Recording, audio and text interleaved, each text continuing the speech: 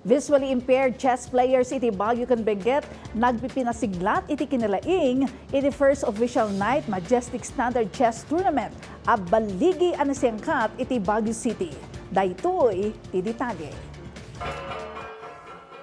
Iti lasud iti sangapulot may nga AY-AYAM, iti sangapulot may nga aldaw. Naaramid ni Tolentino Dulay nga kampyon, iti first official night Majestic Standard Chess Tournament, a pinasitan ti sangapulot dua a players iti blind community. Banag ang nagpangatumanan iti kumpiyansa na, nang runa tababan iti chess, mabawbawasan iti depresyon na ang rugi ang mapasaran na, kalpasan ang mabulsag gabo iti disgrasya, iti pagtatrabahuan na iti construction site, 22 atawan tinapalabas. Di dulay kat nakaalamot iti 10 a puntos. Tiyaga lang po naman eh.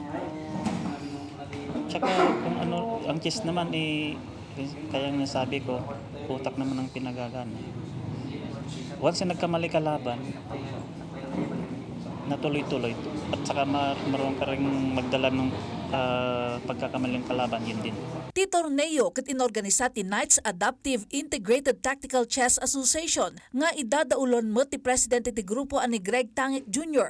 at top 5 iti torneo ken nakaala iti 7 points.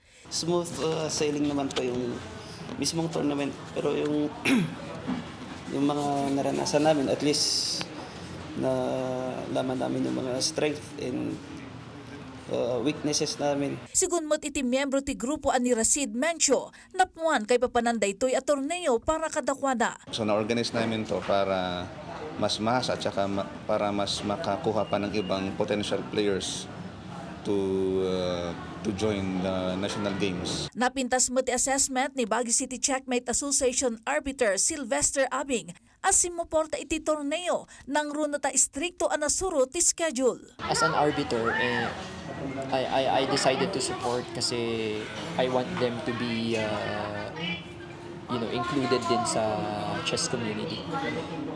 So far kasi this is my first time na nakakita ng community na meron palang chess for the blind. I did not know, and nung nakita ko na meron pala and they wanted na ma-include din sa community, so I decided to help them also.